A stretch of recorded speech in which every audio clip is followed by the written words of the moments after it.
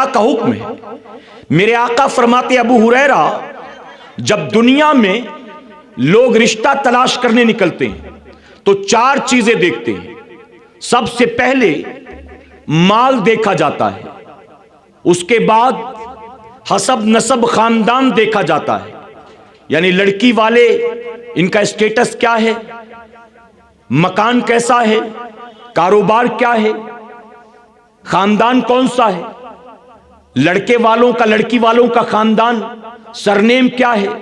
उसके बाद फरमाया मेरे आका ने, हुस्न जमाल देखते हैं, माल, खानदान, हुस्न जमाल, लड़की खूबसूरत है कि नहीं है, आंखें कैसी, नाक कैसी, कान कैसे, बाल कैसे, और चौथी चीज फिर दीनदारी देखी जाती है। चौथी चीज दीनदारी। मेरे आका फरमाते, अबू हुरैरा, तू ये 3 चीजें बाद में देखना, दीनदारी सबसे पहले देखना, दीनदारी। और मेरे प्यारे आका के प्यारे दीवानों, हमारे यहां जब शादी होती है, मसलन आपकी बेटी के लिए किसी का रिश्ता आया, आप बताइए खानदान में मशवरा करते हैं कि नहीं करते हैं? करते हैं ना। आपके बेटे के लिए किसी का रिश्ता आया, आपकी भांजी के लिए, भतीजी के लिए किसी का रिश्ता आया, जब भी कहीं भी रिश्ते आते हैं तो लोग आपस में राय मशवरे, घर वालों से, बड़े बूढ़ों से राय मशवरा करते, फलां का रिश्ता कैसा रहेगा, फलां की बेटी का रिश्ता कैसा रहेगा। मैं कहता हूं, तुम अपनी तरह के आम इंसानों से मशवरे करते हो, तुम्हें आका का शुक्र अदा करना चाहिए कि तुम्हें तुम्हारे नबी ने 1450 साल पहले बिन मांगे मशवरा अता फरमा दिया है। और वो मशवरा क्या है? हसब नसब बाद में, मालो दौलत बाद में, हुस्नो जमाल बाद में, दीनदारी सबसे पहले देखना। और मेरे प्यारे आका के प्यारे दीवानों, हमने हुजूर के मशवरे को कबूल नहीं किया, अपनी मर्जी से तलाश करते रहे, अपने खानदान वालों के मशवरे पर तलाश करते रहे। नतीजा क्या हुआ? बेटी ब्याह कर जाती है और चंद दिनों के बाद मां रोती हुई मस्जिद के इमाम के पास आती, हजरत हम तो फंस गए। इमाम साहब कहते क्या हुआ?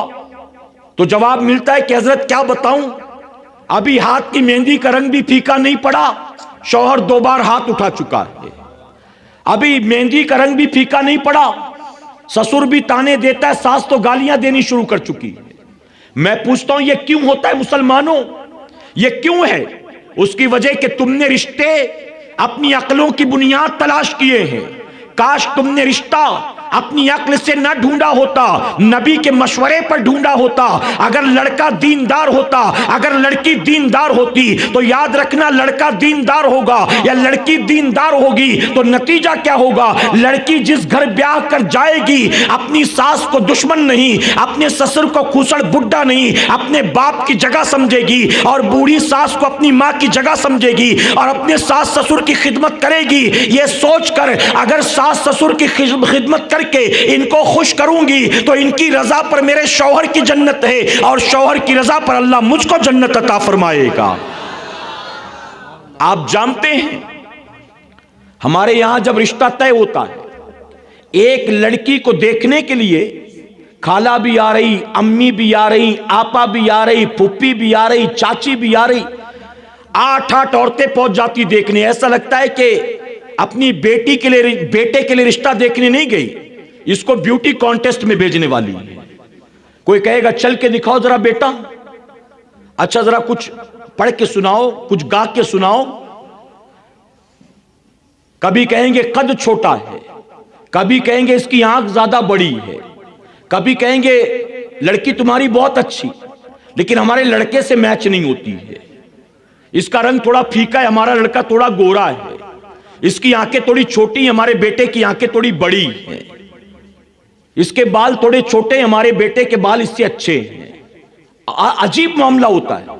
8-8 औरतें, और जबकि उन औरतों को देखे तो उनकी शक्लें देखने जैसी नहीं होती,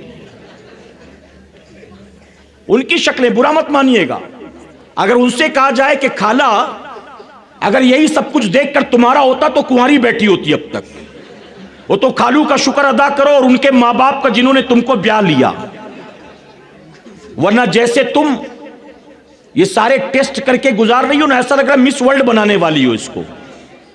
गलत तो नहीं कह रहा मेरे भाई। और मेरे प्यारे आका अलैहिस्सलातु तस्लीम के पैर दीवानों, इसलिए मैं कहता हूं दीनदार देखो, दीनदार।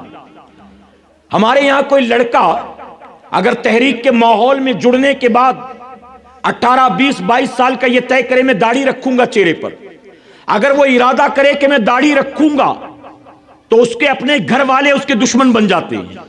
मां कहती तू दाढ़ी रखेगा, तुझे अपनी बेटी कौन देगा, तुझे अपनी बेटी कौन देगा। बाप, अच्छा 22 साल का बेटा दाढ़ी रख रहा है और 62 साल के बाप को दाढ़ी नहीं। अब किसको शर्म आनी चाहिए, बेटे को के बाप को?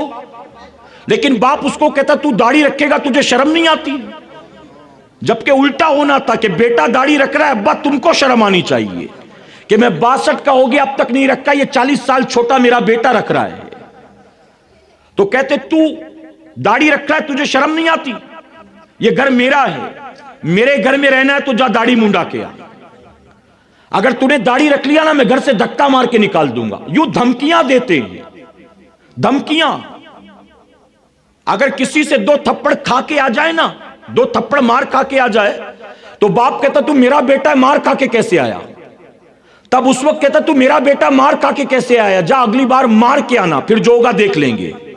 यूं अपने बेटे को बुराई की तरफ ढकेलता है, और बेटा अच्छाई करना चाहे तो कहता ये करेगा तो घर से निकलना पड़ेगा। कहते तू दाढ़ी रखेगा तो तुझे अपनी बेटी कौन देगा। ऐसा लगता है दुनिया के सारे दाढ़ी वाले कुंवारे बैठे हुए बेचारे, उनको कोई बेटियां ही नहीं दे रहा है। मैं पूछता हूं मुसलमानों, जरा दिल पर हाथ रखकर जवाब दो, दिल पर हाथ रखकर जवाब दो। 5 वक्त की नमाज जो हमें पढ़ाता है मस्जिद का इमाम, वो दाढ़ी वाला चाहिए कि दाढ़ी मुंडा चाहिए? जी, अगर कभी मुसल्ले पर दाढ़ी मुंडा आकर खड़ा हो जाए तो बताइए मस्जिद के अंदर दंगा हो जाएगा कि नहीं, कि ये कहां से आ गया, ये दाढ़ी मुंडा हमारी इमामत करेगा? कबूल करोगे? जुमा की नमाज दाढ़ी मुंडा पढ़ाएगा, पढ़ोगे? ईद की नमाज दाढ़ी मुंडे के पीछे पढ़ोगे? बकरा ईद की नमाज दाढ़ी मुंडे के पीछे पढ़ोगे? नमाज जनाजा किसी दाढ़ी मुंडे के पीछे पढ़ोगे? आप कहते हो 5 वक्त नमाज के लिए दाढ़ी वाला चाहिए, ईद की बकरा ईद की नमाज के लिए दाढ़ी वाला चाहिए, अब्बा की नमाज जनाजा के लिए दाढ़ी वाला चाहिए, जुमा की इमामत के लिए दाढ़ी वाला चाहिए, इन सारे कामों के लिए दाढ़ी वाला चाहिए, और बेटी ब्याना है तो कहते दाढ़ी वाला नहीं चाहिए, दाढ़ी वाला नहीं चाहिए।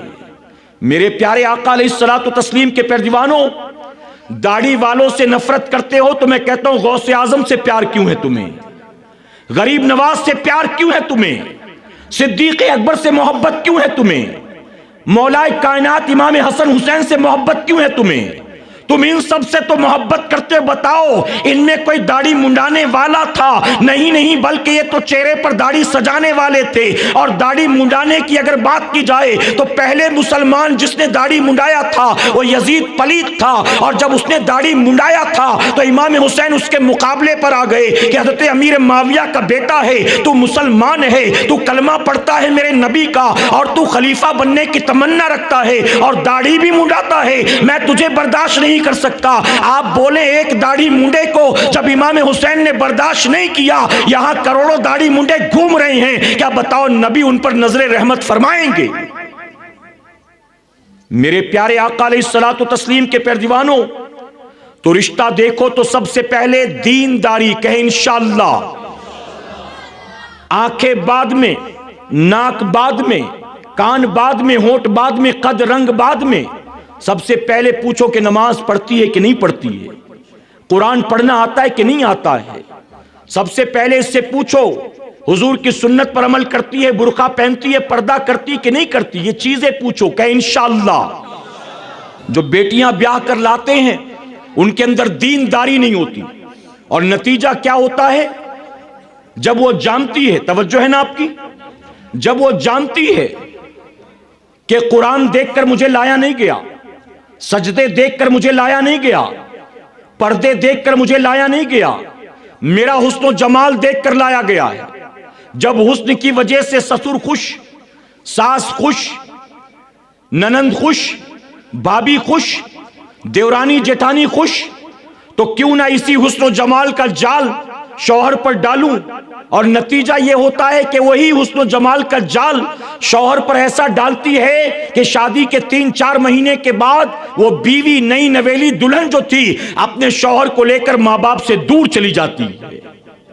उसके बाद मां बाप कहते हैं कि हजरत मेरा बेटा ऐसा नहीं था, लेकिन बहू ने उसका दिमाग खराब कर दिया, लगता है उसकी सास ने कोई दुआ तावीज कर दिया। मेरा बेटा ऐसा नहीं था, वो लेके चली गई, उसने जरूर हमारी बुराइयां की, हमारा बागी बनाया होगा। ये क्यों होता है? क्योंकि दीनदारी नहीं देखते। जानते हो अरब का एक बहुत बड़ा मुफक्किर, तवज्जो है ना आपकी, अरब का एक बहुत बड़ा मुफक्किर, बाज लोगों ने लिखा कि बहुत बड़ा शायर और मौलाए कायनात का शागिर्द भी हुआ करता था। उसने अपने बेटों को बुलाया, जवान बेटे थे, और बुलाने के बाद कहा मेरे बेटों, तुम पर जो मेरा एहसान है ना, मेरे मरने के बाद भी उसको भूलना मत। तो बेटों ने कहा कि अब्बा आपके एहसान को हम कैसे भूल सकते हैं?